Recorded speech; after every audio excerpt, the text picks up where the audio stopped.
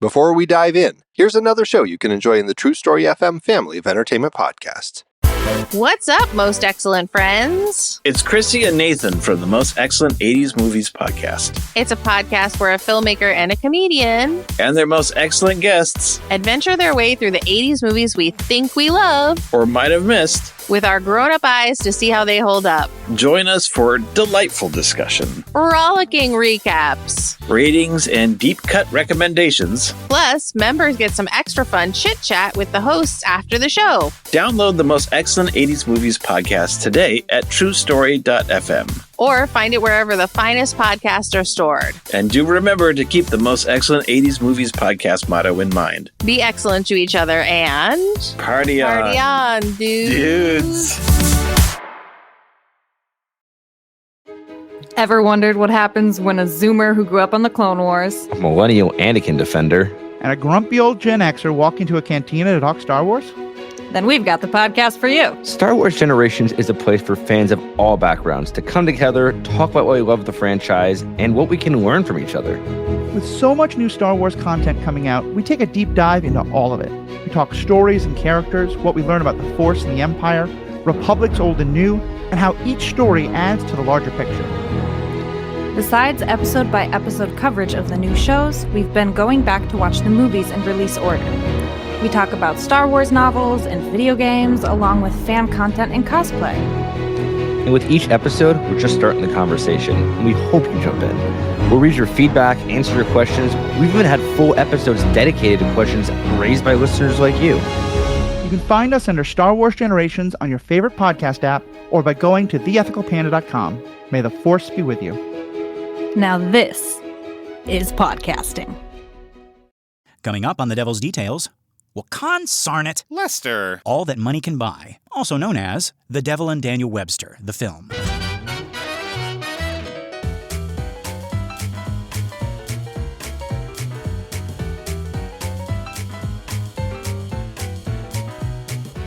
Good morning, Star, and welcome to another episode of The Devil's Details, a show where we dig up, decipher, dissect, and deconstruct the many forms of the devil. One of my names is Lester Ryan Clark. And I sometimes go by Martin Van Buren, Keenan Diaz. Yeah, and we're just two lost souls hitchhiking down the highway to hell. We're on the way to a trial. We've been picked for jury, I guess. That's right. Yeah. Yeah, so we normally leave... Even in hell, you get jury duty sometimes. In hell, you only get jury duty. But no, I liked my time as a jury foreman. I don't know if I've told that story on this show, but I was a 18-year-old jury foreman for a murder trial. For a murder trial. Yes, and that was very stressful, but yeah. This is the first exciting. grown-up thing I did. Oh, okay. I was 18 years old, yeah. All righty. Yeah, so normally on this show, we save our devil movies for our bonus episodes, for our members-only episodes. But I've convinced Lester to look at a couple that I think are really key to, again, the way that the perception of the devil has shaped in our public consciousness. Yeah. And also, old movies that maybe people are like, I don't know if I want to listen to that. But this is a pretty good one, huh? Oh, yeah. No, I was pleasantly surprised. I mean, I didn't go in there with my arms folded expecting it was like, It's this is in going to black be and white. a snooze fest. What is this? It's like, there's no Transformers. There's no, where's Right. Timothy Chalamet? No. But no, I had a really, really good time watching it. Yeah. Right. And I think there's some interesting connections here. So this is a feature film version of the short story by Stephen Vincent Benet, who's also one of the screenwriters here. Uh-huh. So again, the story feels kind of old-timey. It feels like Washington Irving, right? But it's actually very current. It's from the 1930s. And so he was able to adapt this into an opera that then it gets adapted into this movie. Yeah. And it's by William Dieterle, who we've also seen. So he's the director here. And he has a handful of important films in the 30s and 40s. I think this is his best film. But he had done a Best Picture winner called The Life of Emile Zola. So that was certainly during his lifetime his most famous film. And he did I don't know if you've seen it, but The Hunchback of Notre Dame with Charles Laughton. So not the Lon Chaney version, but the Charles Laughton sound one with Maureen O'Hara in it. Oh, all right. don't know, I you haven't might- seen that Yeah, one. you but might yeah. like the Lon Chaney one better, but Mm-mm-mm. yeah. And then in the 40s, he does a movie called Portrait of Jenny, which is this magical romance thing about painting and about painting your lost love. But I think this is the movie that is the best of his. It feels the most like his experience from German Expressionism, where he comes from. And that's where we've seen William Dieterle before, because he played Valentine in the F.W. Murnau version of Faust that we've seen. Valentine? What are you doing here? I stab you. No. And now he's gone. Yeah, No. now he's gone. So yeah, the movie was well thought of when it came out, but was not really much of a hit. And I think, I don't know, partially maybe this name change is to blame for that. I don't know. So it was called, they changed it from The Devil and Daniel Webster because the same year that this movie came out, there was The Devil and Miss Jones, which is a competing movie at about the same time. And so they changed it to All That Money Can Buy. So if you were a fan of the original short story, you didn't know that this movie necessarily was related. Yeah, actually. Yeah. Or you might, I mean, even if you had heard like whispers that it was like, oh yeah, it's based on The Devil and Daniel Webster, you'd be like, huh, loosely based. Right. So this is not really loosely based. Obviously they've expanded it, but it is that short story to a T, right? It is exactly that. And they've expanded on it beautifully. There's reasons for, like people doing the things that they do in the story. I mean, yeah, folks, if you're listening to this in order, right, the last episode that you heard was us talking about the actual story. And I had some opinions about, Daniel Webster's final speech at the very end. But this one, I mean, like, it was kind of a Monster Mash situation, in the story where, like, we hear about the speech, but we don't actually get to hear the speech. Right. And you can't do that in a movie, really. You have to hear the speech. Yeah. So, yeah, The Devil and Miss Jones became the big hit of that time, of the devil-themed movies. Although The Devil and Miss Jones is not about the devil. Oh. And there is no devil in that movie. Oh. Yeah. I feel like you're about to tell me there's no Miss Jones in that movie either. There's certainly a Miss Jones. Yes. Okay. Though that's about this millionaire who owns a department store, and he undercover bosses it and goes undercover at his own department store in order to ruin the union, if I remember correctly. Oh, okay. So he's the devil because he's ruining the union at his own store. Right. So and the then devil Miss is Jones becomes friends with him. Yeah. Gotcha. So the devil is like metaphorical. Right. Yeah. No devil. Right. So in case you were wondering, like, well, geez, maybe their next movie is going to be The Devil and Miss Jones. No, there is no devil in The Devil and Miss Jones. Yeah. But... I imagine there's a devil in The Devil in Miss Jones. Oh, there's a devil in The Devil and Miss Jones. Yes, there certainly is. Yeah, and again, that's the 1970s porn movie that I might convince Lester to take a look at, but we will see. Yeah. I'm still on the fence about that. Right. Yeah. Still on Keenan's Dante's Yeah, fence. I can't get away from that fence. That's my fence. But yeah, I think that The Devil and Daniel Webster, which is the movie, so that movie has the title has returned to The Devil and Daniel Webster in As it releases should, on the Criterion Channel. Yeah, but we're going to call it All That Money Can Buy in our feed, so it's a little bit less confusing. Yeah, we've kind of run up against the same exact problem. It's like, what's The Devil's Details talking about this week? The Devil and Daniel Webster. Didn't they talk about that last week? Right, exactly. Well, I don't know, Don Knotts. But yeah, it's got really great cinematography that I think has especially held up, and that makes it, I think, really ripe for people today to look at and go like, wow, this is some pretty cool, like, ahead of its time stuff. Yeah, no, that's one of the things that stuck out to me. Yeah. It's got music by Bernard Herrmann, who wins an Oscar for this, instead of Citizen Kane, his more famous score from the exact same year. Oh. But Bernard Herrmann would become a major composer because of Citizen Kane, but then his most famous score is for Psycho and Taxi Driver and that kind of thing. Yeah. And then edited by Robert Wise, who was the editor of Citizen Kane. This would happen a lot when you're at the same studio as Citizen Kane in the same year. This is RKO Pictures. And Robert Wise would then later on become the director of West Side Story, The Sound of Music, Star Trek: The Motion Picture, The Day the Earth Stood Still. So he becomes a major director in his own right. Okay. Yeah. Oh, Bernard Herrmann. I think he was wasn't he in our research? Wasn't he like tangentially involved in Exorcist? Didn't Friedkin like go to him and then like decide like he didn't want to go with that music? That would be an interesting thing for me to remember.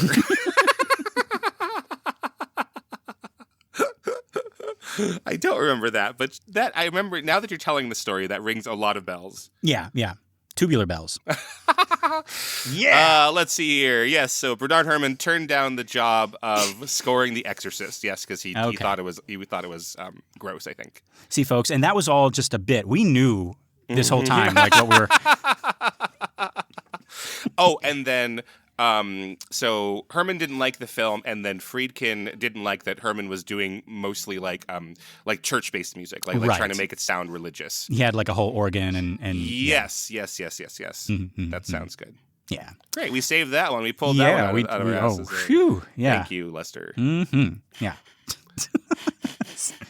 But okay, I wanna talk about these. Like before we even get into the movie, folks, I want to talk about the credits here. Mm-hmm. I love that they kind of separated here. They're like you got in the front of the camera, and then in back of the camera. Right. Mm-hmm. All right. And they just have a list. They don't have what everybody did. Right. And Dieter Lee is like, oh, I'm in there too, but I'm not the most important person or anything like that. I always used to love an overture. Mm-hmm. Right? You can tell that that's what this is. Like, it's not like a musical, but like there are like certain like themes that, kind of come up throughout the film. And this is kind of like an amalgamation of all of them at the beginning. Yeah. Right? Yeah. I also like how we open with the first line of the story, right? And talking about the border countries and, in New Hampshire. And then like a little bit branching off from the story, but that's what I like. It's like, yes, it could even happen to you. Right. I like that. Yeah. But I like. Oh, sorry. Oh no, go ahead. And I like how it's over these shots of like this scroll that Lester's talking about is over these shots of like New England land, and then the yes, it could even happen to you is over the shot of the clouds, which is clearly like heaven and like God's warning, right? Like yes, like pay attention, God commands thee. Yes. Okay, so the film opens with the arrival. So before we even meet anybody, we get this mysterious stranger. We see him only from the back, coming to Cross Corners. That's our little New Hampshire town, right? And we see him check his ledger, containing information about Jabez Stone. I remember that name. How can you forget that name? It's like nobody's called Jabez anymore. Right? Right. Again, Jabez, meaning he who causes his mother anguish as he's being born with that big old head of his. Yep. His giant head, crying himself to sleep on his giant pillow. But yeah, we see that he's 27. He's been married for 2 years, no children, no credit to his name. Okay. And then we're going to see a little bit more of this stranger later, but we're not supposed to know who this is yet, right? I don't think so. Until we see the front of this guy, I don't think we're really going to know for sure who it is. Like, even if you've read the story, it's like, it's mysterious enough. Right? Yeah, I think so. Yeah. All right.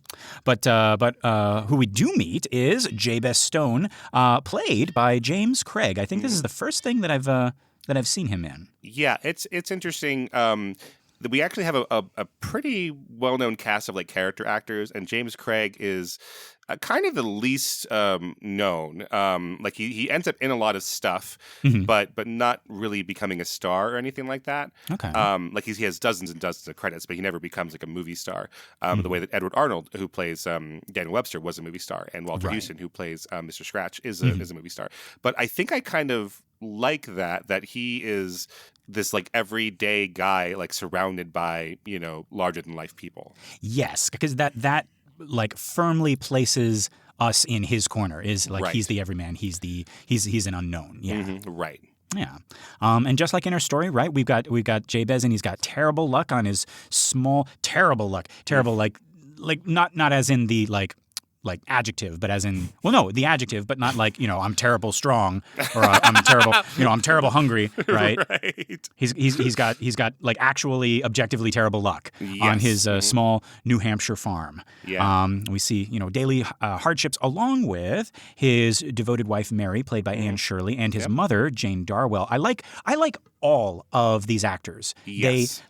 They bring a life and a personality to the characters that we kind of like that weren't even like really named in the short story. You know what I mean? Right. Yeah.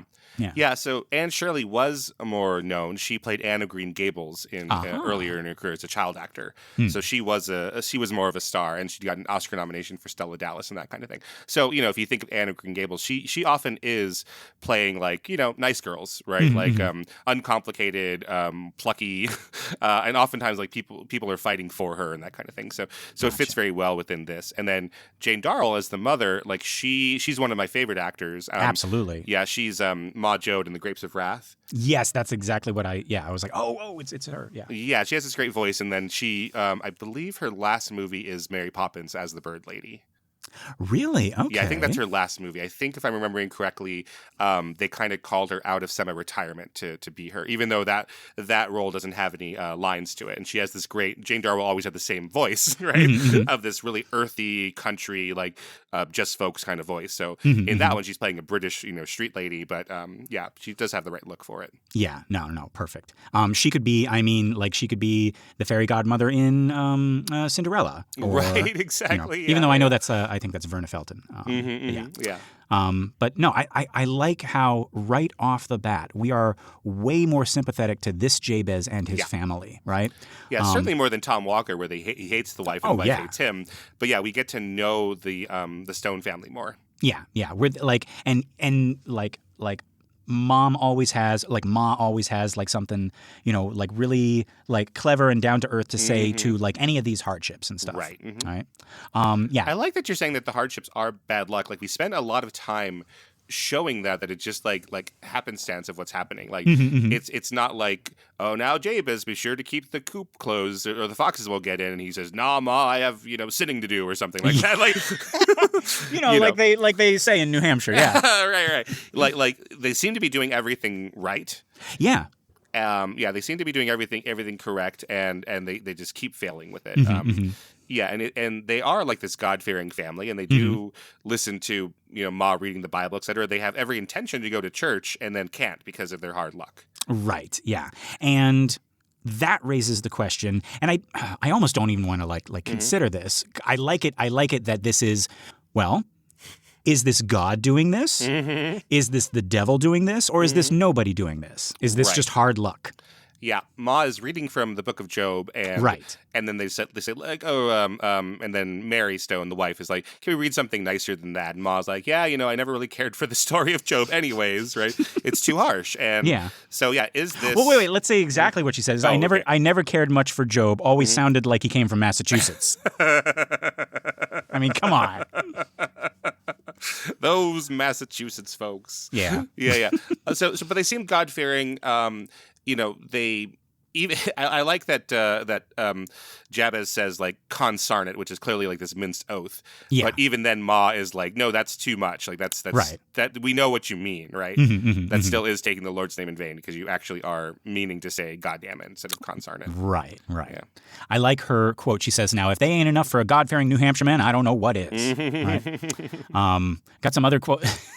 I guess the pig's name is Mr. Porker, or maybe they call every pig Mr. Porker. But yeah, sure. I was like, be quiet, Mr. Porker, right? Because he broke his leg, and so he's Jabez is bringing the pig into the house to kind of like let it rest up, right? And the pig is squealing, of course, and it's like, quiet, Mr. Porker. Yeah, and again, like the pig breaks its leg not because of anything anybody did. It's like playing with the dog and breaks its leg, and then that's going to set them back, a whole lot. They don't have extra pigs. They don't have extra chickens. Right. They're living. I was going to say paycheck to paycheck, but they're living year to year, season to season. Yeah. And every it's all on spinning plates, and every time they reach for one thing, it's like, oh, the fox got in the hen house, and then you chase the fox out, and then this thing happens over here, and this thing happens over here. Right. Yeah. So, for Benet to be writing it as a short story is one thing. In the movie, where it's also getting out to, people in the big cities and stuff, like everyone is much more connected to farm life in 1941 than we are today. Like, I think it's like 4% of people work in agriculture today, like in America. It's like really, really far removed. But like to remind you of how, not the nostalgic of like, oh, wasn't it great back when I lived on Pappy's farm and everything was great. Like this is a hard life. Yeah. Right. Yeah. To kind of like exemplify that, we got the neighboring farmers. They show up, talking about hailstones so mighty the chickens got to sitting on them as eggs. Right? I like that. They're discussing forming a grange, which I didn't know what that was. I'm assuming it's like a farmers union. Almost? Sounds like a union. Sounds like a collective. Yeah. Yeah. Right, to help each other like through difficult times. I guess to like kind of like share their crops and their profits and everything. There's talk of legislation being crafted by Congressman Daniel Webster. Daniel Webster. Right. From the title of the movie. Yeah. Or one of the titles of the movie. Legislation by Daniel Webster to protect farmers from loan sharks. And folks, I loved this little addition to the film version. We actually cut away to Daniel Webster himself, and he's writing a speech, and there's this shadow on the wall behind him whispering in his ear, tempting him with thoughts of, cheering crowds and the presidency. And he defies it by pounding his fist on the table, and he says, "Be still." Oh, I love that. Yeah, this addition that the devil is not just tempting Jabba's stone, or not just tempting people who are going to end up falling prey to his seduction, but tempting Webster and everybody else. That's really, really great. Obviously, Benet is one of the writers here, but it's like, oh God, you should go back and write the original. Of course, Webster shouldn't be like above all of that. Like Webster should have something on the line himself as he's doing all this, and they found that a really great way to do this. And again, Dieterle and his cinematographer August, using the precepts of German Expressionism and what would later become film noir. Like we could do that all in shadow. We could do it metaphorically, and we don't have to make it literal. Yeah. And then Jabez also has to deal with the local loan shark, Miser Stevens. Aren't you supposed to be an off-screen character? Yeah. Right. We never actually met Miser Stevens in the story. Right. But yeah, but here, we hear more about him and we actually see him eventually, right? Yeah. But yeah, after a particularly frustrating day of bad luck, Jabez impulsively declares that he would, quote, sell his soul to the devil for 2 cents. Yeah, it's quite a bad day. Yeah, what happens is that he's Mary's oh, maybe we could sell some of your seed corn, for next, kind of leveraging next year. And he's like, no, I could never do that. That's a farmer's life. You can't do that. You can't take that kind of a risk. And then he just turns a corner and the bag is poorly designed or something, or poorly made, and he spills all of it into the mud. And that's it's one thing to hear it and another thing to see it, right? That's really, really heartbreaking. Because that's like spilling. That's like money getting falling into the water. Right, dissolving. Yeah. It's and just all of it, and just because of a stupid thing that you did, or because of a faulty bag or whatever, right? Right. It's just terrible bad luck. Yeah. Yeah. Terrible bad luck. Yeah. So he'd sell his soul for 2 cents, and then he finds the 2 cents in his pocket. Yeah. Right. Yeah. And he gets I like how we're in this time where even after he says he's comfortable with saying consarnate and all that stuff, right? Right. But he'll say that it's enough to sell my soul to the devil for 2 cents, and then he kind of looks around. He's like, oh geez, that was too much even for him, right? He's entirely backlit there, which again are these risks that Dieterle and the cinematographer are taking, right? Yeah. Where oh God, as he's saying that, we don't see his face at all, and he's in one corner of the barn that makes him feel oh God, I've gone too far just by saying it, right? Yeah. And then almost immediately we meet that stranger from the beginning. Are we supposed to know? Yeah, by now we know that was him, right? Look at him. Yeah. That's the devil. This is Mr. Scratch, played by Walter Houston. Again, a new face I've not seen. Well, surely you know his granddaughter, Angelica Houston. No. Yeah, from the Morticia? The witches. Yeah. And the Grand High Witch? Yes, exactly. Is her grandfather is the devil? Yeah. He normally didn't play devilish parts like this, though. He was often good men. Like his most famous movie at this point would have been Dodsworth, which is him. I don't know. That's a complicated. It's not a high concept movie, but it's about him living the middle class life and trying to find himself, and his wife having different ideas, trying to go after money and stuff, and he wants to be a small town person still. But so he was not he didn't play villains exclusively. He was more often than not playing good folks. I think that's a perfect choice for this devil, though, because he comes on as a good folk. Yeah. Right. The way he performs the devil as a real friend, like smiling and like, oh, don't worry about all that, and I'll simplify things for you, and yeah, like he doesn't overplay his evilness. Although the special effects do that for him, and the cinematography does that for him. Yeah, and they really, I mean, like he understood the assignment about the line from the story, like smiling with his teeth, which were white and plentiful, right? Like, right. Yeah, so Houston was known at this point. He would be in the 40s. It kind of transitioned into like old man parts, and he'd start like he won an Oscar for Treasure Sierra Madre, etc. So he's kind of at the edge of like being a star and then turning into a character actor. And gotcha. Yeah, and then his son, who is Angelica's father, is John Huston, who directed The Maltese Falcon the same year as this, and then became one of the major directors. Okay. Yeah, so it's a whole dynasty. Okay, so you're saying. There's no hope for me since I'm not related to any of these Houstons or. Well, damn it. Angelica doesn't have any kids, but does her brother have kids that you could marry into? Yeah. Danny Houston. Yeah. Danny Houston has kids. Oh, well, there we go. Yeah. One child. So if you can marry them. Yeah.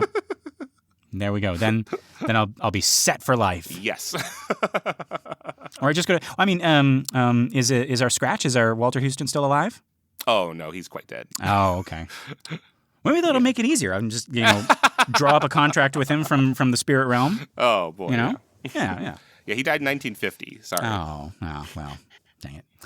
But can we talk about the entrance of our devil here? Mm-hmm. I love how leading up to it, the animals were getting like kind of ornery, right? Yeah. They're going, but now they're going absolutely nuts, right? Like once he shows up, right, and he offers his card, and it goes up in flames, very, but like very subtle. It's not like you say, like they kind of like show with the special effects that he's the devil. And I love how, like he doesn't need to play devil. He just plays nice guy. And, like the card going up in flames is like, oh, yeah, he's a nice guy, but he's the devil. Yeah. But it's on this flash paper. It's so cool. Yeah. But it's like really, really, it's not like we didn't get to a close up on the paper going up. We didn't do a zoom. We didn't do any of that. It's like blink and you miss it. Right. And we don't give him horns or anything like that. No, the implication of horns. It's just like why is this guy being so nice and accommodating? And then, he does come out of this like backlit mist from the bar, and that's unexplained. Sure, right? yeah. But he's not he's not dressed traditionally, like he's not like in an all black or all white suit or anything like that, right? Yeah, the poster for the movie, which is colorized, this is like the re-release Criterion cover, has him in all red. I don't know if he is wearing all red, but I don't think if they were doing it in color that they would have anyways done it in all red. No, it's probably just like earthy colors like everybody else. Like everybody else. Yeah. But I like he says, do you deny that you called me? I've known people in other states who went back on their word, but I didn't expect it in New Hampshire. And I love that because again, in the story, it's like Jabez Stone was powerful scared, but being a New Hampshireman, he couldn't go back on his word. It's like that's funny in written text. Right. But we need motivation for this Jabez Stone to be like to go along with it, like, and not to like run out of the barn screaming. Right, exactly. Yeah. It needs to come from someplace. It needs to be dramatized that way. Right. And so it's like, oh, I didn't expect that in New Hampshire. So now it's like, okay, where it's like he's got his pride on the line. So it's like, okay. Right. And similarly to that, when the way that we have the wealth here is from these gold coins, and they become this prop that then is passed from person to person, and again, like visualizing the wealth, because the wealth gets abstract in the written version. It's just like, hey, well, he becomes wealthy, and yes, there's money, but it's like I prospered, and which means things went well. Right. It's not greenbacks here or anything like that. It's gold. It's gold coins. Yeah. Right. This devil, I also want to say he really enjoys his job, chuckling through all of his lines, smiling with his teeth, as the story says, right? It's got really nice, it's like just like they're right out there on display, right? Right. And I love, like you were talking about with the gold coins, I love how they come about. This, again, it's this subtle magic, right? The kicking away of the hay just to reveal the gold coins, right? Looks like it's spring loaded or something, like a spring snake, and he kicks away whatever's on top, and it's like exploding outward, oozing outward. Yes, but I love how like this reminds me of like other kind of depictions of the devil where the special effect is so easy, but I don't care. Like, it's not appearing in flames. It's not like any kind of like smoke and mirrors thing. It's just like you just put the coins under the hay. But in the world of the story, the coins weren't there under the hay, and now they are. And that's just so, it's like, oh yeah, I'm not showy. I'm just like, I just lift up this hay and there it is. You know? Yeah, Jabez knows every inch of his farm, right? That's the reality of a small farmer in this time. You would know every single thing that's there. Yeah, right. And to that point, I like the devil kind of like explaining it. It's like, oh yeah, it turns out, remember that Hessian gold, it's like, that you know the story of history, and it turns out it's buried right under your farm. It's like Jabez doesn't believe that, but it's like he doesn't need to, But it also gives him this opportunity to present it to people, like how he came into this money, as opposed to if he went to town and all of a sudden he had all the money, they'd be like, are you stealing? Are you cheating? So now he just has good luck. He's found the semi-legendary Hessian gold. Right, and the devil has offered him that like explanation as an out. Just tell people that. Yeah, right. So he offers Jabez a deal, 7 years of prosperity and good fortune in exchange for his soul, right? And I love how he adds, his soul is nothing. Can you see it, smell it, touch it? I love that. You'll have money and all that money can buy. Like in our title? Like in our title, right? One of them? Yeah. You don't want to miss out on this and then go back and be all home alone. We need one more.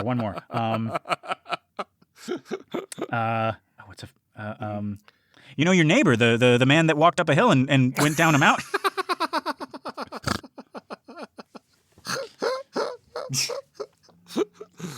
Okay. No, just a deal between you and me, the devil and Daniel Webster. Right, I'm the devil, so you must be Daniel Webster, right? Yeah. And it's like I may be a liar, I may be lying right now, I may be the Lion King, but Mrs. Doubtfire. But yeah, no, I love how this gold instantly like changes Jabez, right? It's like, and we get interactions with the other farmers about the grange, and it's like, oh, that doesn't even matter anymore because now Jabez has these coins, right? Yeah. So you'll have all that money can buy. And so, Jabez is desperate. He signs the contract. And I love, and I sent this to Keenan. I did like a little screenshot of the YouTube version. And you got Jabez like holding up the contract to like this beam of wood in the barn. And then you got Scratch like just kind of like leering over his shoulder. And I swear, like it looks like a Mephistopheles Faust signing the contract painting. Absolutely. That I've seen before. It's great. Yeah. So it's the prick of the finger, you're signing in blood and all of that. The biggest difference here is that it's in this barn, which I like in this movie. So that becomes we're going to leave the barn, right? Because he's going to get rich enough he doesn't have to do all this work for himself. And then I love how the movie goes back to the barn to deal with its third act. Right. Yeah. It doesn't happen with the what was it? It was supposed to be the kitchen in the story, right? Right. Yeah. Yeah. Yeah, I know it's because like that's the place of an honest farmer, right? Right. That's where the money is made, and that's where the kind of like the fake money appears. Yeah. Right. Exactly. Yeah. But yeah. And I like, at the end of this, Jabez is like, well, I'll be. And as Scratch is walking away, he's like, yes, indeed, but not now, not for 7 years. And I realized, it took me a while, and I was like, oh, I'll be damned. That's okay. So this is it's another type of minced oath. It's just not saying the last part. I'll be a monkey's uncle. And he says, well, yes, but not now. Yeah, not for 7 years. Not until I turn your brother into a monkey and he has a baby. Yeah, but yeah, and then we get the at the end we get this the date carved into the tree. Yeah, on his property. He's like carving it with his cigar, and we see the back of the tree, and we just see Mr. Scratch, carving it in, but it looks effortless, right? It's got the smoke coming out of the tree. Yeah, love it. And while he's doing that, in the background, Stone is like gathering every single gold coin, right? He's like, I got to get all this right now. He's like very animalistic, like eating the chicken feet or something. It's like he's a barn animal. He's a barn animal. Yeah, look at that. Yeah. But yeah, then we get some, initial prosperity. We got Jabez. He begins experiencing immediate good fortune. He pays off all of his debts, right?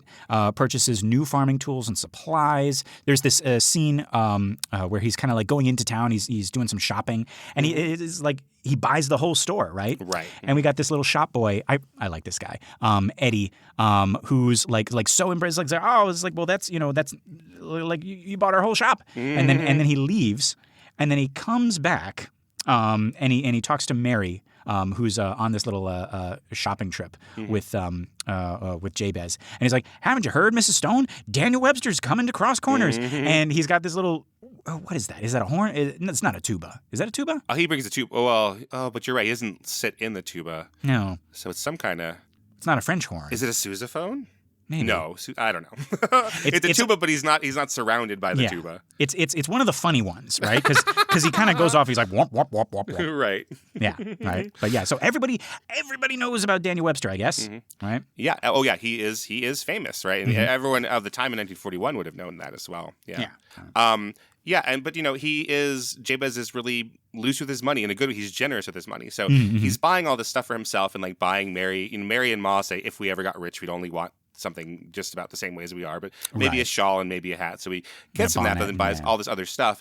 But he's like, hey, shop boy, here's an extra coin for you, right? Right. Just like, hey, let's be generous. And again, getting back to those coins, so we have this scene where we see Miser Stevens, and he goes in with the sheriff, Jabez does, to like pay off Miser Stevens. And he's like, hey, I need a witness because Miser Stevens might not ever, admit that he's been paid off, right? That all his debts are there. And then what's really interesting, so he's like, "Hey, here's your money." Like it's really like "fuck you" money, right? He's like throwing the coins all around the room. It's like bam, bam, bam. Yeah. Like you're the worst. And so, but the sheriff's like, "Yep, that's officially paid. So you have no power over him." And then Miser Stevens holds up his these Hessian coins, and then he goes into his little back corner, and we see, which is different from the book, right, that he has the same type of Hessian coins, and that's apparently where he got his money from. Was his deal with the devil. I didn't even clock that. I thought what he was doing was the type of a miserly thing where you bite the coin just to make sure it's authentic. Like, is it real? Is it real? Yeah. Yeah. But no, of course. Where did he get those Hessian coins? Right. Like, hey, that's where all my money came from, is Hessian coins. And all of a sudden, Jabez Stone has found some new Hessian coins. But yeah, Stevens knows that the Hessian coins are the devil's coins. Aha. Okay. Yeah. Okay. I'm liking this new edition. This we get to meet the character of the miser. Right. Was miser just like a title back then? I don't know if you could just say that. Yeah, they seem to be able to say it to We're his gonna face. go to Miser Stevens. Yeah, they call him Miser Stevens. Yeah. But he's like a lone person. Yeah. I mean, maybe you'd call somebody like Deadbeat Dale to their face today, you know? That'd be somebody's like on Twitter or something like that. Right, exactly. At Miser Stevens or something, Yeah. But no, very, very Scrooge-like miser, just like not happy about it, but like also like he's starving for money. Right. Yeah. But yeah. And then we cut to speak of Daniel Webster. We cut to him playing horseshoes, and he must be like outside of Cross Corners because he talks about going to Cross Corners. Yeah, he's like on a tour of the countryside. Yeah. And we get a little extra bit where our Scratch sort of appears out of nowhere, like frickin' Slugworth. In Willy Wonka, he's just like he's everywhere that he shouldn't be, right? Right. Yeah. He puts on Daniel Webster's coat for him as Daniel Webster's trying to like get ready to leave, and then he puts his arms out, and he turns around, like, oh God, I've just been helped by the devil. Right. I'm not a big fan of that. And he says, it's like, oh, it's you again. Like, it's like, oh, okay. So in this one, like, they have a history. He's met this person before, right? Right. Well, he's been whispering in his ear when he writes his speeches, right? Right. But like metaphorically in that sense. But here, it's like, oh, he's standing here in flesh and blood. And he's like, what do you want? And, Scratch is like, well, with the upcoming presidential election, I thought, you'd need some help. And Webster says, like, I'd rather see you on the side of the opposition, which I like. And then he walks away. And then to nobody, but, to us, we get Scratch saying, oh, I'll be there too. Oh, I love that. And just smiling through it all. Right. Mm-hmm. Also, I love that he's also the drummer in the parade. So they're having so we get back to Cross Corners. Like meanwhile, back in Cross Corners, and we get everybody's like kind of like this parade is kind of like it becomes a running gag, right? Or a marching gag, I guess. But like they got to get ready for Daniel Webster. Daniel Webster's coming. It's like you got to get this parade ready, right? And like when they're rehearsing for the parade, you see what Scratch. He's in there too. He's doing playing the drum. I don't know what kind of drum you call that, but the one you wear like with a sling and it's in front of you and you pom pom like. Yeah, right. And like in the marching bands. Right. And this maybe is like did Stephen King see this movie and like is this where he's getting the kind of like the Randall Flagg Man in Black in the Dark Tower, like, oh, he's everywhere. He's just like popping into like he's on the good guy's side and he's the advisor, and then he's on the bad guy's side, and then he's just showing up in places like that no normal human being should like be able to manipulate time and space like this. Like he's just he's in the worst place at the worst possible time always. Well, that's interesting, right? That is something that you can do in a movie that you can't do in a prose depiction of the devil. So like in the prose depiction, you say, okay, the devil is all around and he was in this scene and in this scene, but a novel cannot show that two scenes are happening at the same time in the same way that a movie can. Yeah, and a play can, but you can't really have one actor in two scenes at once on a play. Right. And even in, I mean, like, even like in prose, you would have to be explicit about it to the point where it just kind of ruins the flavor. It's like, and the drummer was Scratch too, and it's at like the same time he was still in the other town. Right, and you're just like, okay, work the same like way. yeah, like unless I don't know, like maybe it is like, and the drummer was smiling and he had a big toothy smile, and like you as the reader, you're like, right, but you cannot imply it's the same time. Right. Yeah. That the devil has a million different avatars all around the world. Like you can hear that, but it's not the same as seeing it in a movie. This is the perfect like medium to do that, and then you as the audience, you feel like smart, right? Even though I mean it's kind of like spelled out for you, but you're in the audience like, hey, that's the guy who was talking to Jabez, and, right? Yeah. Oh, and it's Walter Houston, so that helps us with casting. Walter Houston, Angelica Houston's grandfather. But yeah, finally, Jabez gets to meet Daniel Webster. This is Edward Arnold. Again, I have not seen any of these people before. But you're telling me that he's kind of like a bigger deal amongst these actors. Yeah, he was a bigger star in the early 30s. He has quite a stature to him. I know him best from Mr. Smith Goes to Washington, where he's the bad guy in Mr. Smith Goes to Washington. Okay. But he's also That's another Exorcist connection. Right, exactly, because they're remaking Mr. Smith Goes to Washington as a musical. That's the movie that she's doing in the book version of The Exorcist. Yeah, but he was also like the father in You Can't Take It With You, which is Best Picture winner, also by Frank Capra, and like so he was around, but he had this kind of air about him, right? And he could play good guys and bad guys with his kind of stature.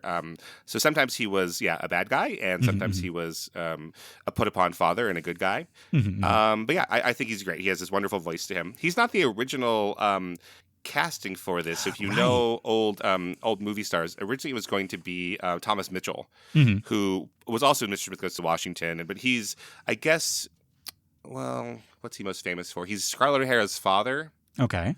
Oh, no. His most famous thing is another Capra movie. He is dumb Uncle Billy in It's a Wonderful Life. Oh, okay. Yeah. So then they say that right to his face. You're like, stupid Uncle Billy who loses the money all the time. Right. You mean the real villain of It's a Wonderful Life? The real villain, yeah, exactly.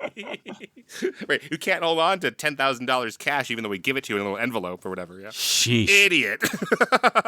Where's that bridge? God. Yeah, but so even Clarence is like, you lost it? What?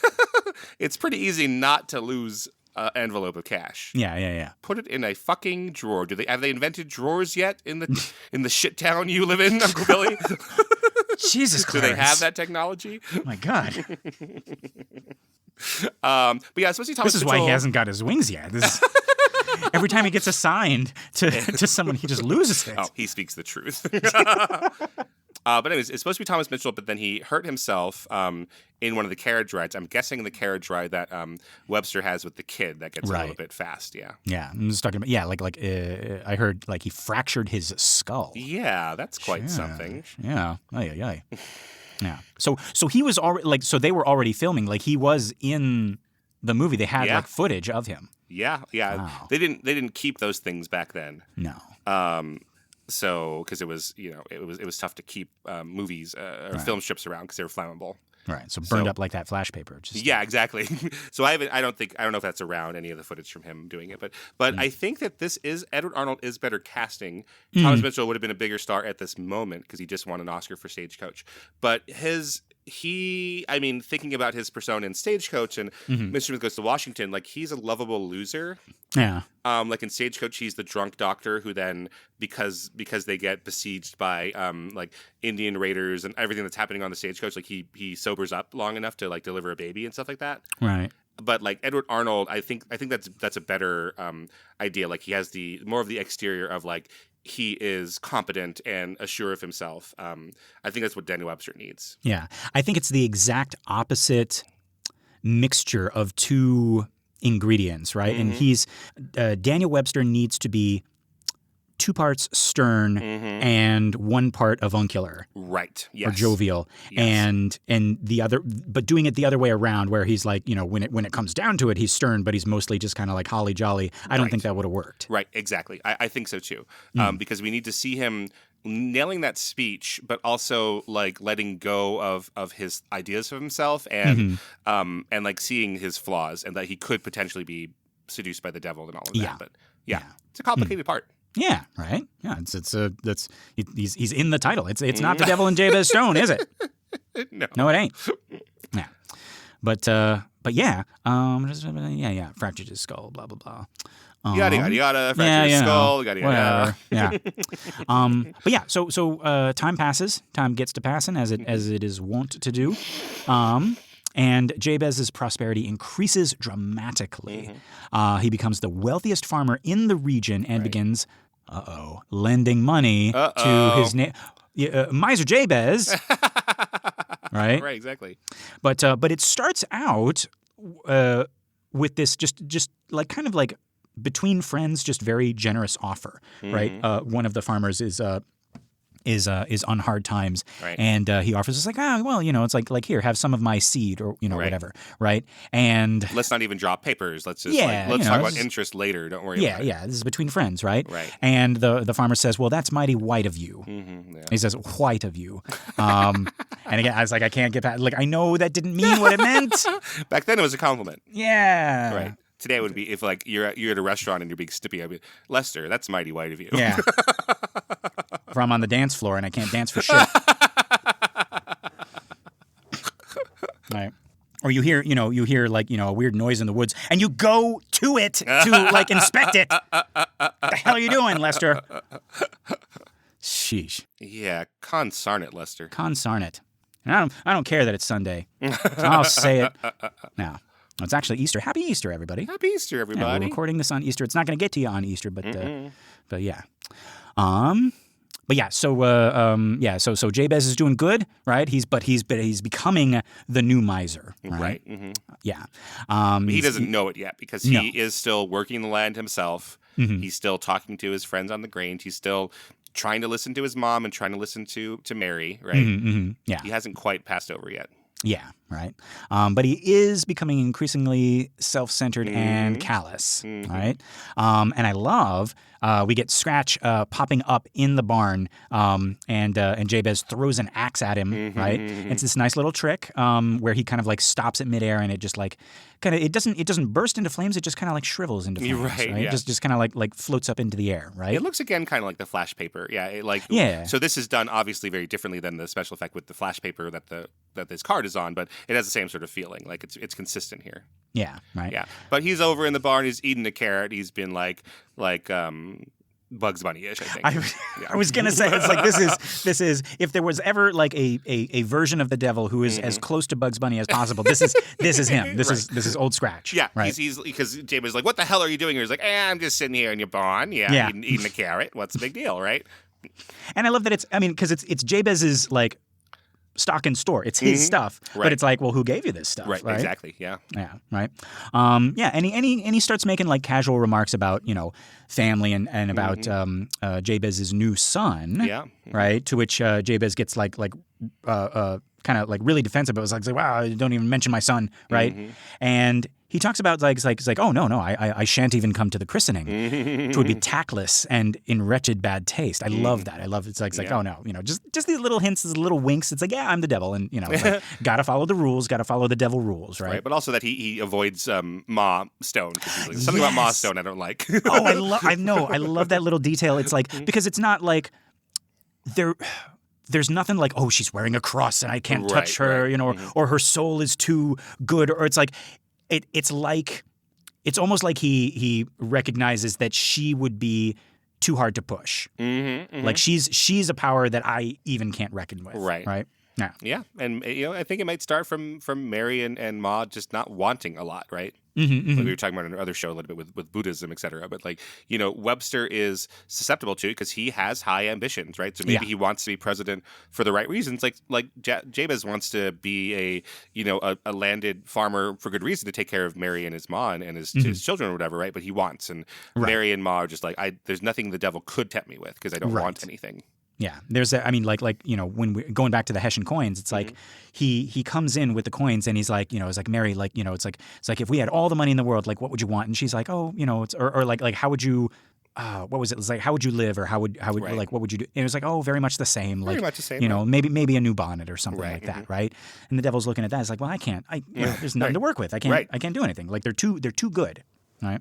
Yeah, but too humble. Too humble, right? Like too godly, right? But who's not too godly? The devil. Oh, well, yes. But he also says, like, he's like, oh, I'm gonna send over somebody to help you, right? Send over a friend of mine just for old times' sake. Now, I had forgotten that this character was in this movie until I watched it this morning, and Jeepers Creepers, I love her. Oh yeah, right. I'm still trying to figure out what the old times' sake means.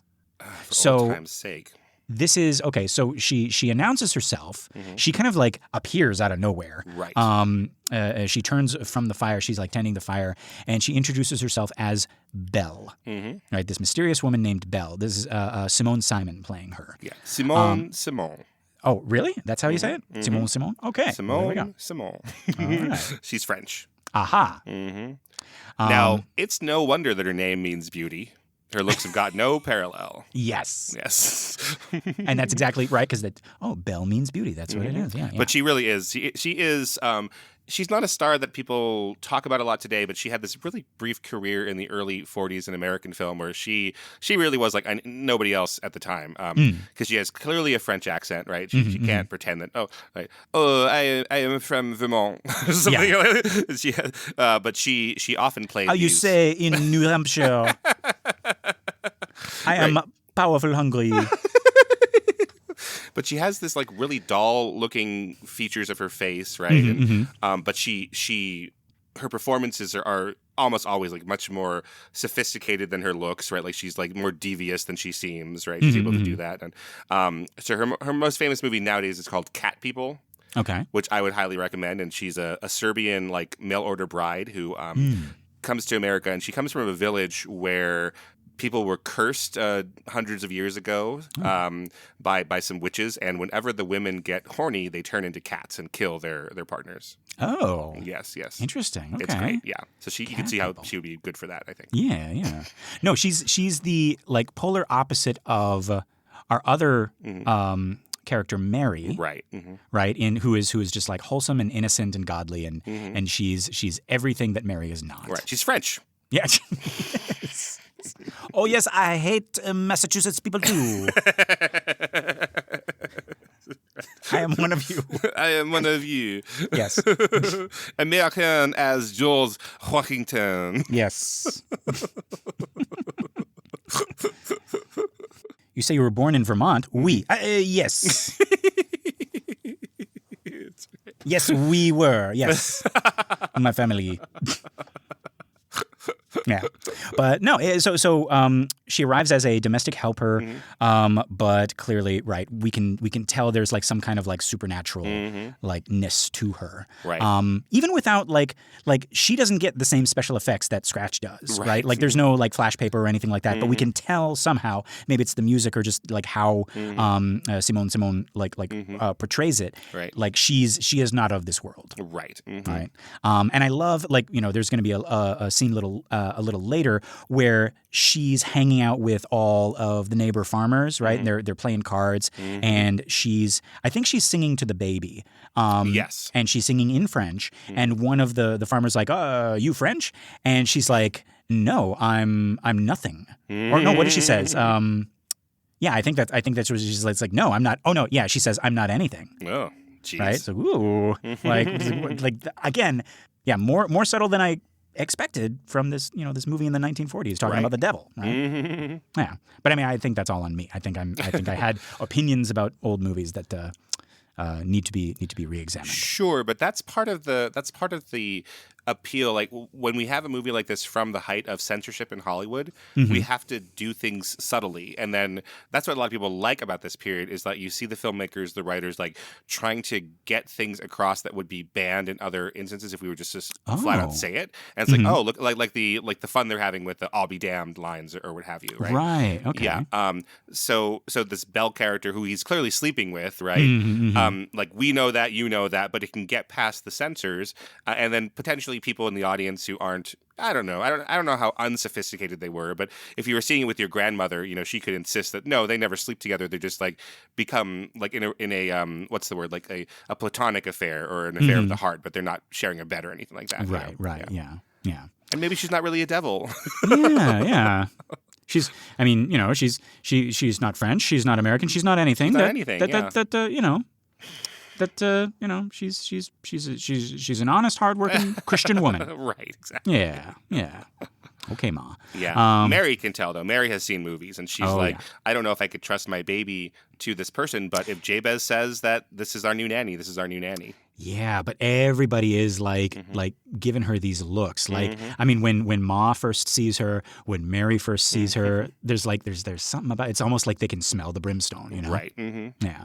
But yeah, so her presence creates tension in the household and furthers Jabez's moral corruption. Now, we know the character of Belle was created specifically for the film and does, it's not in Benet's original story. What do you you like this edition? Yeah, very, very much. Yeah, very, very much. I think that having a second agent in the house is scary. Yeah, and one that is an entirely different energy than Walter Huston's portrayal of Scratch. So we get to have again, like the devil is everywhere. The devil has different tacks, different versions of themselves. Right. Yeah. I can give you wealth and money and wine and song, but there's a conspicuously missing portion of that that can also turn Jabez. Right. Exactly. That devil-lissy. Yes. that the devil doesn't quite have.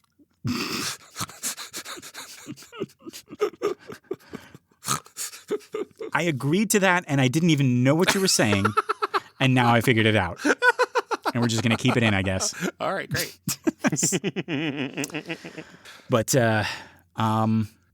okay, but what is this old time's sake? Is this like Belle, like Jezebel? Is she supposed to be a biblical character? Like, maybe, what is this old time's sake thing? Like Jezebel or like Eve or something?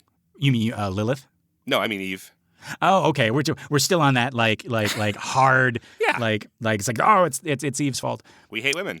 Yeah. Yep. It's 1941. Yep. Yes. Right.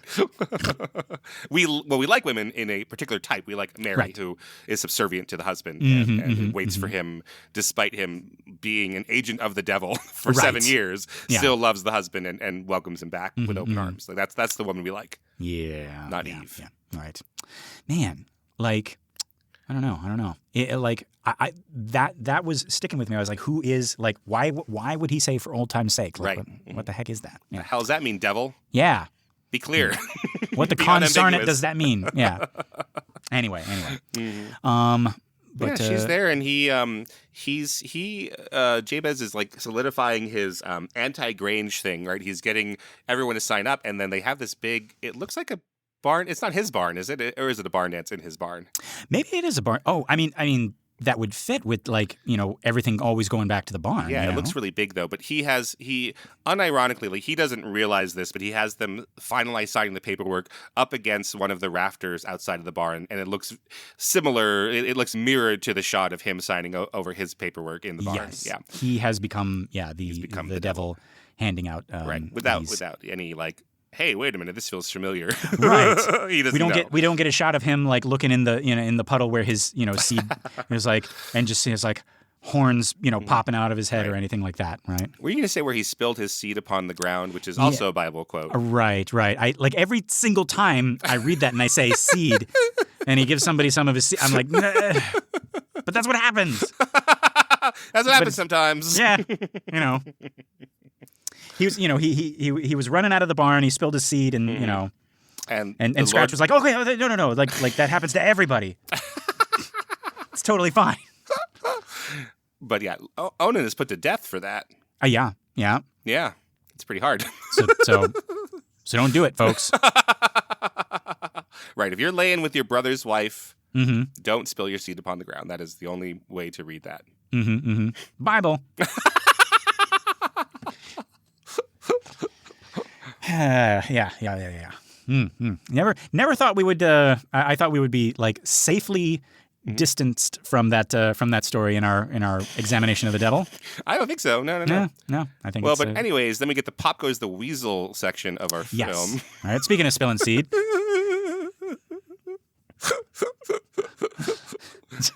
But I mean that literally. They're playing Pop Goes the Weasel. Yes, which I guess was like, before it was, a kid's song or a creepy horror Jack in the Box song. It was a good old barn dancing song. Yeah, just like Turkey in the Straw, and she'll be coming around. Wow, we're back to spilling seed again. But no, yeah, singing "Pop Goes the Weasel," or no, playing "Pop Goes the Weasel" in this barn dance, and it's getting like fever dreamy, where he's like dance like she refuses to dance with him, Belle, at first, but then they kind of like end up with each other in these, the way that these barn dances do, because like you dance with a new partner all the time, and it's like, suddenly now we're dancing together, and now we're the only people who exist in this barn, except for the devil who's up on a beam, and he's the one playing the fiddle. I really love that. Yeah. Yeah. So again, he's everywhere all at once. He's like pulling the strings, in all of the scenes. I really like that. Right. So the devil as a fiddle player, like, we'll come back to that in another episode with The Devil Goes Down to Georgia. Maybe not this season, but next season. But this is, I was like, is this the earliest? But apparently the devil as a fiddler player starts in the 1600s. So people started putting that together in art, and then started writing music that they would describe as like a devil's sonata, which would be something like this that's really super fast violin playing. Okay. And I like more than it like the fiddle just fits for, devilish work more than, say, like, I don't know, a tuba or whatever. It's like bop, bop, bop, bop, Right. But no, it like, because with these types of dances, it is like, it's almost like you're the conductor or the puppeteer, because like everybody is dancing to your music. And, as fast as you can play, that's how fast everybody has to dance. So they kind of got to like follow you. You kind of have them by the ear almost. Oh, that's really interesting. Yeah. So you have the power. So it's like when the devil is playing the fiddle, you're dancing to the devil's tune. That's kind of the metaphor. Oh, that's great. Yeah. But yeah, so yeah, loved that little visual of him playing. And it is crazy to do Pop Goes the Weasel, because I guess we expected today to have some sudden ending because of Jack in the Boxes and that kind of thing. But I suppose in the 1840s when this is set, that isn't the same, because they wouldn't have the same association with it. So it just feels instead like something that never ends. Right. Actually, yeah, that's a good point. It's like we think of the song now. It's like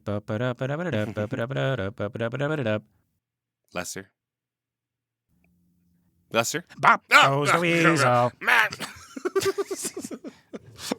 But it's like that. It's like it's like duck, duck, duck, goose or whatever, right? But This is like more like, the song that never ends. It's Right. like, and it just like, and like, if anything, if there's any change to it, it's that it gets faster. Right. It's like it's just spinning and spinning and spinning and spinning, and Right. and there's no end to it. Right.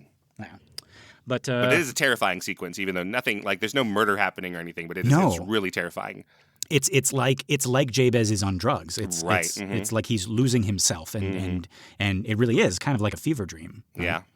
And that sequence ends with just this push into Houston as the devil, and he seems like he is concert master, he is puppeteer, marionette owner, right? He loves it. Yeah. Then we get our harvest celebration. Held back at Jabez's now impressive estate. And during the scene, we see how far Jabez has fallen from his humble beginnings. He flaunts his wealth, and he shows little appreciation for the community members, all the partygoers who have, or party comers. Back to spilling seed again. Like the people who come to the party, like the attendants, right? Right. And there's this scene where Daniel Webster is on his way to the party, and he stops and he just picks up a random little kid. Should never happen today, or should never happen today. The kid just runs right up to. I guess they know each other by now because he's his godfather, right? No, they well, he knows the boy. The boy doesn't know him. Why'd the boy run up to him like that? Because maybe there's candy in that buggy. Who knows? Sure. Right at the end of it, because he gets kind of because part of the point of the sequence is that little Daniel, who's named after Daniel Webster, Daniel Stone, is really snotty. And then Webster tells him, "Oh, I'm your godfather." Right. Right. Yeah. He spanks him publicly. Yes, he does. And everyone's like, whoa. Oh, it's his godfather. It's fine. Right. He has a like an office by God to teach him godly things. Right. Like a sore ass. Right. But little Daniel has now it's become intergenerational. He's become a real shit. Not just because he's a child, though I'm sure that has something to do with it. Right. But we see a sequence where he talks back to his grandmother and shoots the grandmother with a slingshot and things like that. And then lies to his mother about it. And his father and Belle, who has clearly become the lady of the house. Right. Right. Like they say, like, oh, don't punish that boy. Let him do whatever he wants. Right. She's because Mary's about to discipline him, and then up comes Jabez and Belle in this new handsome buggy, and it's like, oh, it's like leave my son alone. Right. It's like your son. It's like he's my son. No one gets to punish him but me, but then I don't punish him. Right. Yeah. But yeah, so then we're back at the party, and Daniel Webster himself attends the party, and he notices the kind of like fallenness of Jabez. Yeah, all of the people in the anti-Grange have like told him, and they show him the paperwork, like, hey, before you go down there to this party, like take a look at all this, and he has trouble believing it, Yeah. So no one goes to the party. And Webster's the only one finally to come rather late. Well, there's actually two people who come to the party. Miser Stevens, who Belle then starts to like do this magic, and like so it seems like she has magic powers as well, or at least can like call on the devil's magic powers, right? And like bring on these ghosts and stuff. And we get the idea that these are also damned people. And so really the only person there is Miser Stevens, and Miser Stevens dies on the dance floor. Yeah. And Old Scratch shows up, and he has Miser Stevens as the moth, like in the story. Right. Right. Yeah. And then Jabez is like, oh, I recognize that voice of this moth. That's Miser Stevens. How's that? And then he turns around, and Miser Stevens has died there. Yeah. Which I think that's a lot creepier than even the story, right? Like I know you're not supposed to. It's like let's not badmouth Benet, but like the fact that he's there in the other room, you just saw him alive and dancing, and you then recognize his voice in the moth, and you're like, that can't be. Yeah, and then you turn and then he's dead. It's like, oh, he's right there on the floor. And then your girlfriend is there, and she's like, what's wrong? Yeah. Yeah, it's really creepy. Yeah, but then Webster comes in, and he's like, oh, I've heard terrible things about you. Like, let me try to save you. And Jabez is beyond saving at that point, Yeah, right. And you know who else is beyond all of it is Mary. She can no longer tolerate this change in her husband. Right. And she takes their young son. Oh, no, actually, no. He gets fed up with her and like kicks her out, doesn't he? Yeah, it's kind of both, right? I think it happens. Right. It happens very quickly. Right. Like it's still at the party, and she stands up to him, and he's like, well, there's the door, and then he's out there, and then suddenly little Daniel is like a little less of a shit to his mom. He's like, Right. "Oh, Mom," and runs after her. Right. Because he, like even after all of this, he'd still prefer to be, with his mom. Right. And so, they both leave, and this leaves Jabez alone with Belle, which is what Scratch wanted the whole time. The whole time. The whole time. Yeah. All right. Yeah, so then he's cognizant of the 7-year deadline because the last thing that he talks to with Miser Stevens is like, yes, your boy, he must be around 7 by now. And he's like, no, it's not 7 yet, because that would mean that my deadline is up, right? But Miser Stevens has his own deadline, and he says because he knows Jabez's secret because he knows about the Hessian gold. Right. Yeah. So he says, now I remember the day that you gave me that gold, so he's like, I know when your deadline is up. So he tries to warn him, but not quite. And then he's a moth, and he's like, Jabez, Jabez, I'm a moth. And so Jabez is, with losing Mary and the child, he's like, huh. And then seeing Stephen's dead, he's like, I got to do something about this, right? So he tries to cut down the tree that has the date on it, but the devil won't let him do it. Right. Yeah. It's like, you're trying to go back on our contract. Right? Yeah. But our devil's a nice guy, right? He offers to extend the contract in exchange for the soul of Jabez's son. Right. All Yeah. right? In the original, it's just an extension that he gets. He gets more years for it, but there isn't anything else that Jabez gives him. Right. I like this edition. How about you? Right, absolutely. So, give me something else. I can't give you Mary's soul, but you can give the boy's soul, apparently. I didn't mean it like that, but It's the first time in the history of all of our shows that we said that unironically. Right. The devil wants to get into the boy's soul. Yeah, for the boy's soul, right? Because you can't have the boy's soul. Can't have the boy's soul. Says Jabez, and he finally recognizes the terrible mistake he's made, and he runs home. And I am not lying, folks. But all the way home, he screams, Daniel, Daniel, Daniel, Daniel. Because remember, the boy's name is Daniel after Daniel Webster. Right? I did think of you, yes. Yes. So maybe that scene is emotionally heart-wrenching, but I don't know. Because all I could think of is you and Mrs. Doubtfire. That has ruined one of the most important, most impactful, most heartfelt moments of this film, folks. Yeah, but he leaves his big house and he runs back to his old house, right? It seems like Ma and Mary, right? They don't live in the big house. They prefer, as they promise, right? If we did get all the money, we will still live as we did before. If we had all that money could buy, right, we would still be home alone. You're right. Yeah. Yes, he would be home alone, also lost in New York. Yes.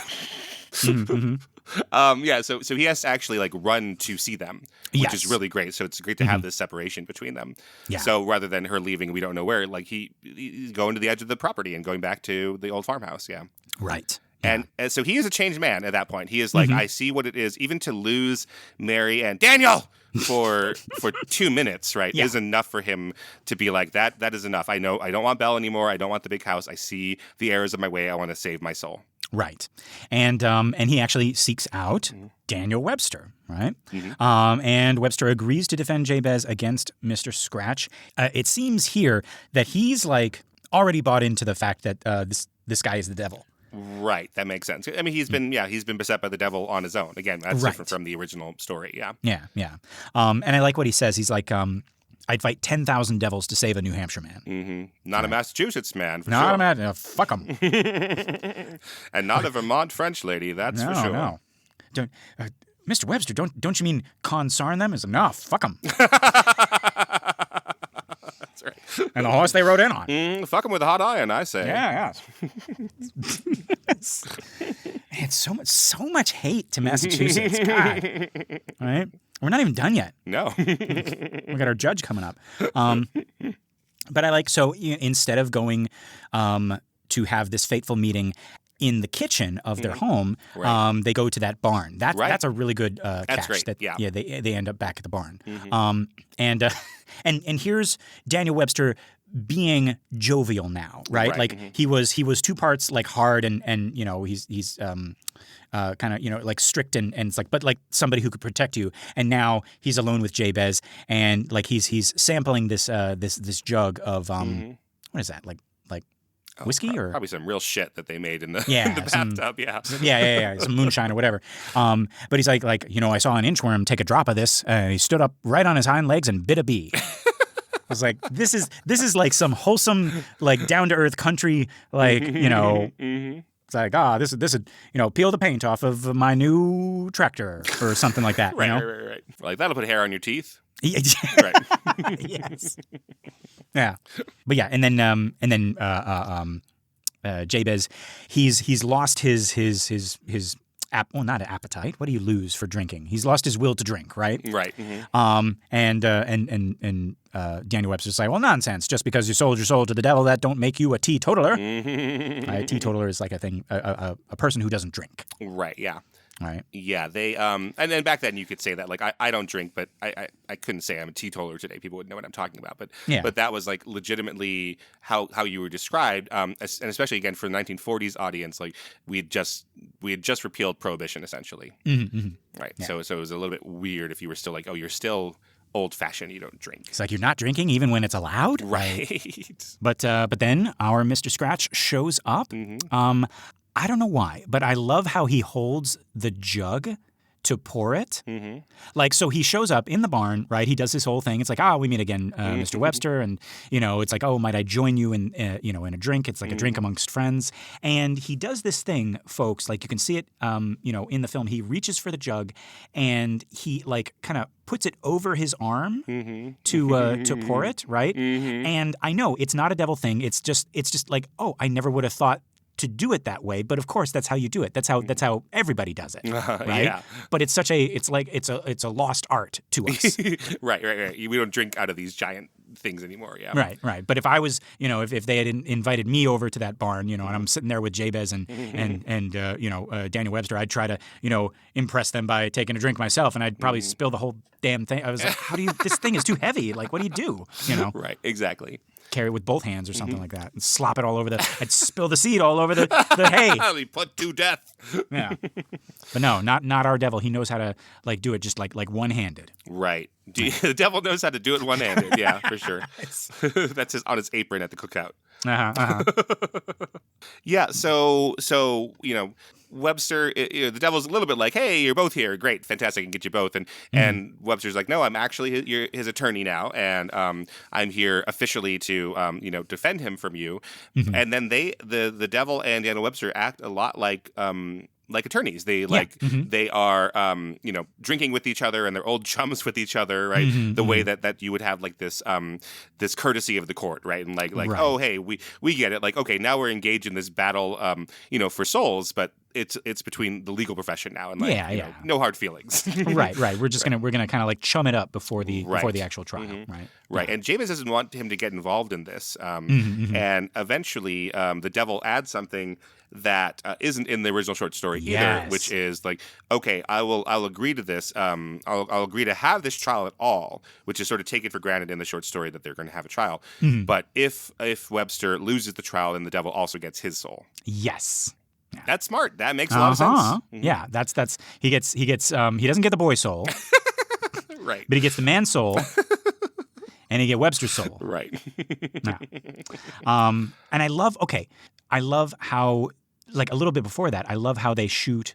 My favorite speech is it's like, well, you know, you can't have him. You know, it's like it's in the Constitution, right? Like he's an American citizen. He can't be like, you know, scooped up by a foreign prince, right? He's like, oh, it says I'm, you know, a foreigner, right? And he does the whole speech. You know, it's like I was there before. You know, I was there. You know, when you know, I was on the deck. You know, of the first slave ship. I was there. You know, when the first you know, Indian was wronged. Yeah. Was wronged. You know, it's that is my favorite part of this whole story. Absolutely. I was wondering if they were going to cut it in a 1940s studio movie. I didn't know if that was going to survive to the screen, but it's there. And not only is it there, but it is framed and shot in a way to where Dieterle wants you to know it's like, hey, this is important.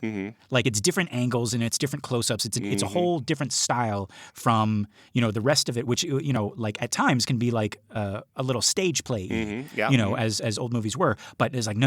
We're focusing like on the devil as he says this. And we're really, really driving it home that like we understand that like America was birthed out of good and evil. Right. Yeah. But yeah, Keenan, like you were saying, I also love how the stakes have changed a little bit, right? Like in the story, the whole thing was supposed to be kind of like a setup to get Daniel Webster. Right. Right? Like and Jabez was like a pawn, right? He was like the red herring, like the bait, right? Right. But here it becomes like a condition for the trial. Yes. Right.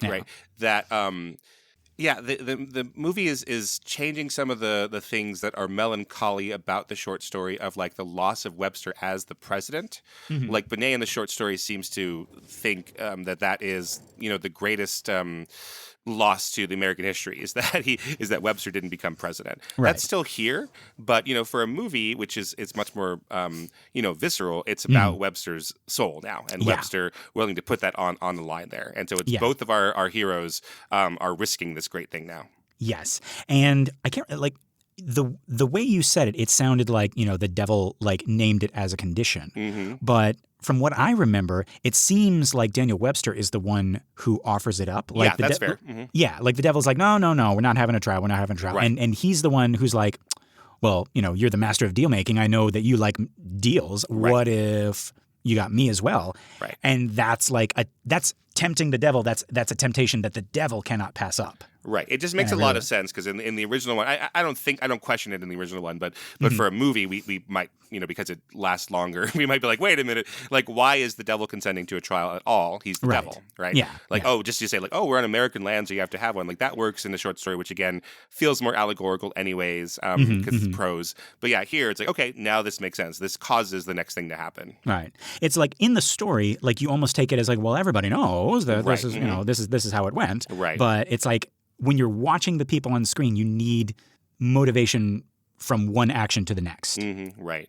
Yeah. And yeah, just, and again, just the casual magic, right? He taps his heel on the floorboards and suddenly it's a gateway into hell. And that's where the jury of the damned come out of. Right. Well, he taps his feet on the unfinished floor of the barn. Yes. And then it reveals that there's a trap door there. Right. So but it's not that there are floorboards. Like the part that we see floorboards is part of the magic. Oh, I see what it's you a mean. barn. Yeah. Right. Yeah. It just this is where horses shit. Yes. Yeah. You wouldn't have Lester. You wouldn't have floorboards. Right. What are you talking about? So then, the trap door opens up and we see the hay fall off of it, and we see the floorboards under it. Yeah, and it's a stairway from hell. Yeah. Yeah, right. I love it. And the first person we meet is Captain Kidd, who is from The Tom Devil Walker. and Tom Walker. Right, okay, Yeah. good. I got that wrong last time.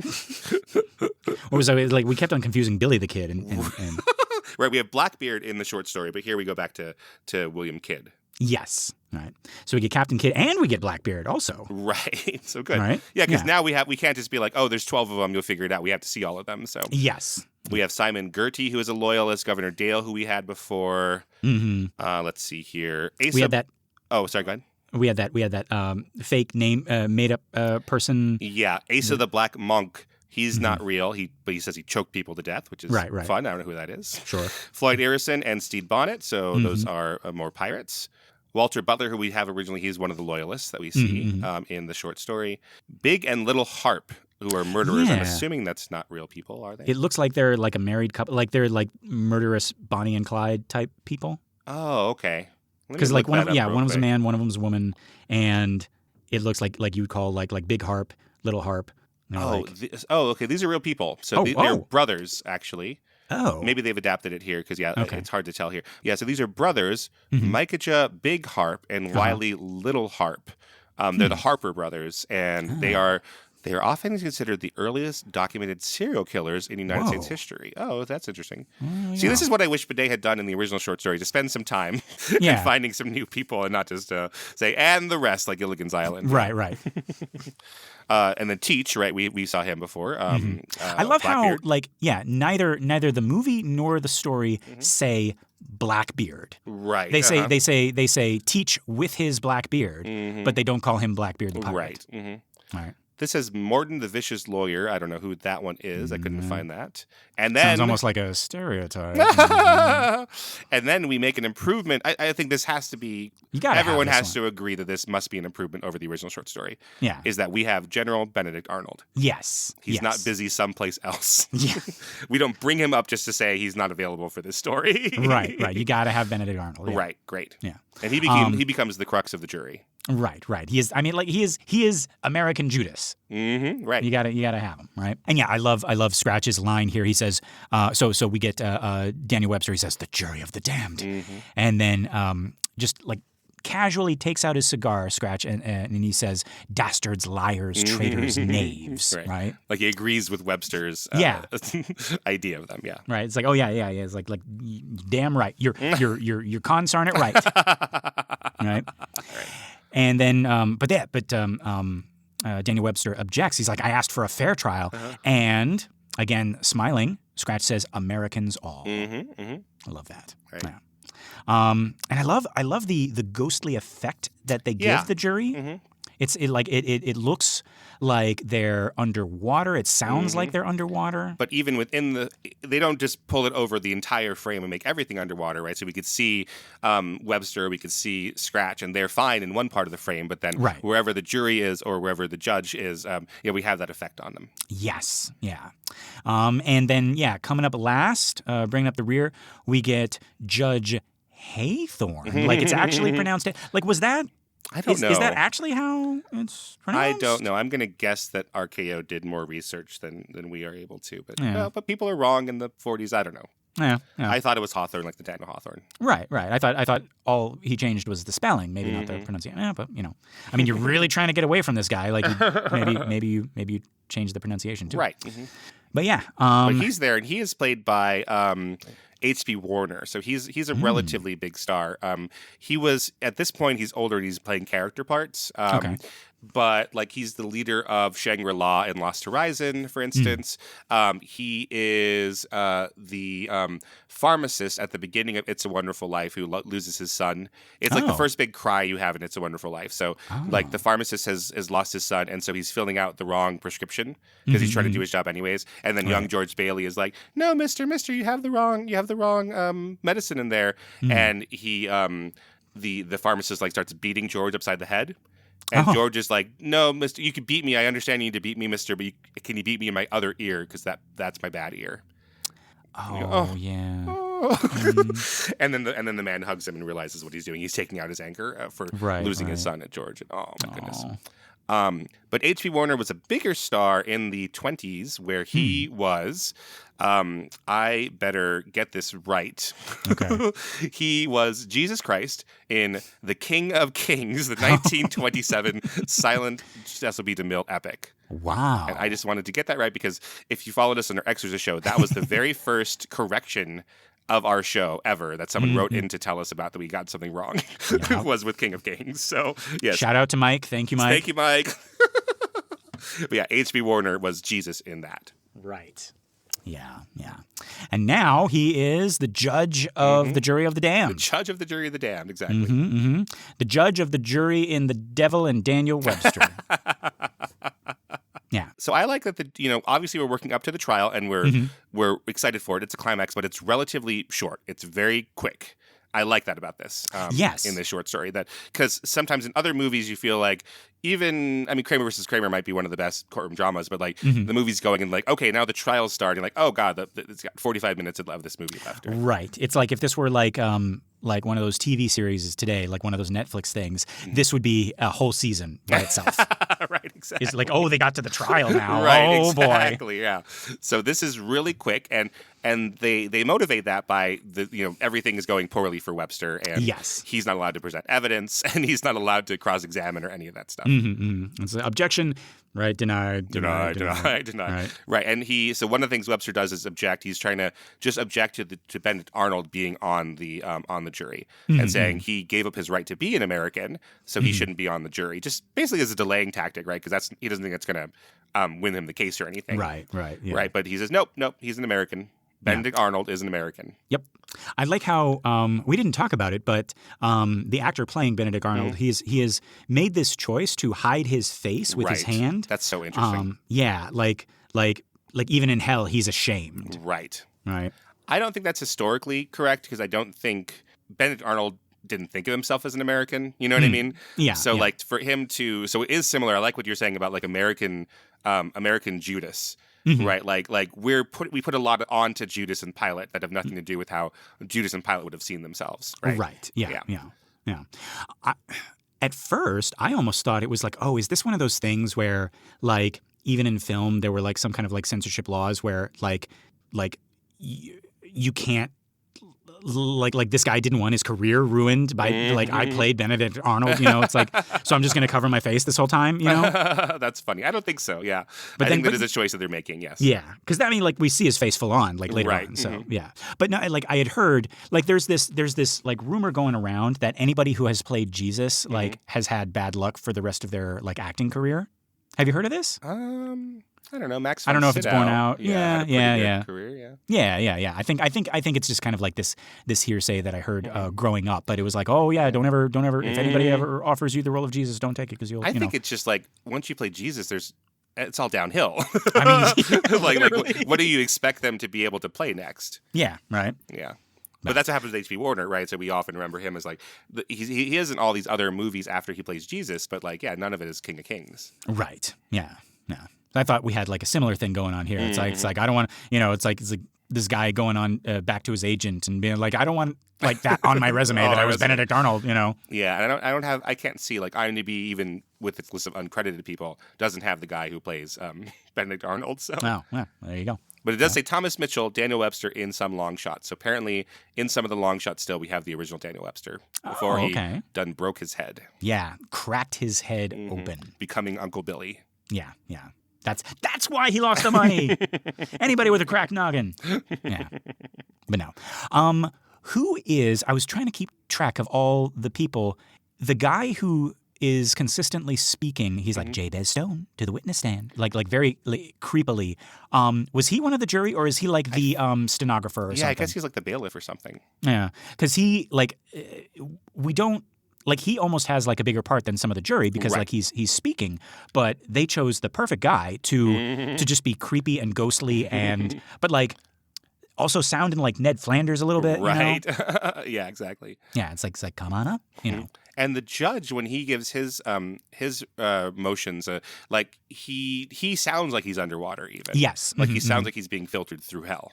Yes, yeah, like he's actually like far away, and this is like a projection of him or something. Yeah, he's General Snoke or something. Yeah. Spoilers for that. Yeah. Star Wars 7. Oh my gosh. This is Luke, I am your father all over. Oh no, I ruined another one. Ruined it. God. Yeah, it's like, geez, all that's left is that Snape killed Dumbledore. Oh no. Anyway. And yeah, folks, in the movie, we get to hear Daniel Webster make the speech. And again, like I had opinions about how Benet framed it in the story. He's just talking about like what makes a man and stuff like that. I was like, okay, well, yeah. But like go back and listen to this speech. I really like my favorite line here that Webster says, and when the whips of the oppressors are broken and their names are forgotten and destroyed. And he says it with such emotion. I was like, okay, all right, okay. This is like, I can see myself on the jury of the damned being turned by this. Right. Yeah. Yeah, because it's like the speech that he gives in the original is like about right and wrong. And this one is also about right and wrong, but it's also about like the chance for people in hell to do something good. Yes, he's giving them, he's reaching out to them personally and saying it's like, you all were good once. You didn't you turned the other way. Right. You lost yourselves. Here's a man who like is finding out before it's too late. You, jury, have the chance to like do something good for once. You know, it's like Benedict Arnold can redeem himself. Blackbeard can redeem himself. Judge Hathorne can redeem himself. Right. Right. And it is, and we do put a lot of those shots on Benedict Arnold apparently redeeming himself. Again, not historical. He did not see himself as an American. He did not see himself as betraying a country that did not exist yet or anything, any of that stuff. Yeah. But it works here. Yeah, it's very satisfying here in this movie. Yeah, no, I love it because it strips away the stereotype idea of like once you're in hell, you kind of become part of this like unidentifiable like glob or mass of like lost souls, and you don't have an identity anymore, and you just kind of like screech and moan and tear each other's flesh, and and like you've lost all yourself. Right. And here it's like these people remember what it was to be good and to do good, and now they have a chance here to do it again. Right. It is very American, like especially American Westerns. Even though this is in New Hampshire, it's a country tale, So a lot of it is like, in America, you can go and find a new piece of land. It doesn't matter who you were in the Old West or the Old East. It doesn't matter who you were in the Old East, like who you are now in your current days going forward. Like, doesn't matter who your dad was. Doesn't matter like if you're an outlaw. Like you as an American have a chance to change your fate at any time. Yeah. Yeah. So this is a particularly American devil story. Yeah. And it's great, it's like you were talking about, like when we were talking about the story, it is a fine kind of like ideal to work towards. Right? Yeah. A fine image of, of a country where, you can be anything. Like, it doesn't matter like who you are or where you came from, whether you're here by quote unquote legal means or whatever, this place is welcome to all. Right. It should be. Yeah. Yeah. And so Daniel Webster teaches Benedict Arnold how to be an American. Benedict Arnold takes the contract and rips it up in front of everybody. And the fact that it is him, that it's Benedict Arnold who rips it up. Yeah. Yeah. Looks over at the judge, and the judge doesn't even have to ask Benedict Arnold.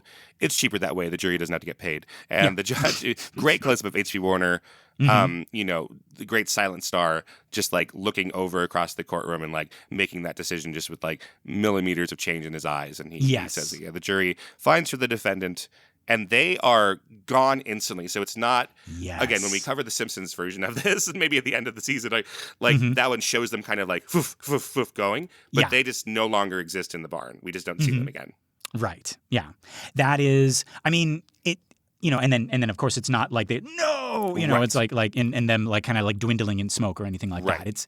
It just like they've served their purpose, and like as soon as the verdict is read, then they're gone. They're gone, right? And so Webster takes the devil by the back of his suit, like holding him by the scruff, and kicks his ass on the way out the barn door. And he starts to say, like, if I am ever president, and then Mr. Scratch pokes his head through the window of the barn and says, "You'll never be president. I'll see to that." Yeah. And Webster is mad about that, but we don't get the same kind of melancholy, ruing of that that we have in the short story. We don't talk about... He didn't, like, kick the devil's... Well, like, he kicked the devil's ass. Right. But he didn't, like... Like it was a little bit more drawn out in the story where he's like, "Oh no, you ain't going nowhere." It's like just kind of like gives him like a bunch of noogies and wedgies and and forces him to draw up like another contract about how he's never going to come back and all that stuff. Yeah, but also in the short story, he's like, I could tell your future for you if you'd like. And he, out of his vanity, does want to see his future. So here he's not as vain about that. So either he doesn't believe the devil here because maybe he still thinks he's in control of his own fate, or he's not as tied to the idea of the presidency in our version, but it's just not as big of a deal. But it also doesn't give us... I think the biggest reason we do that is because American movies at this time were mandated to be happy.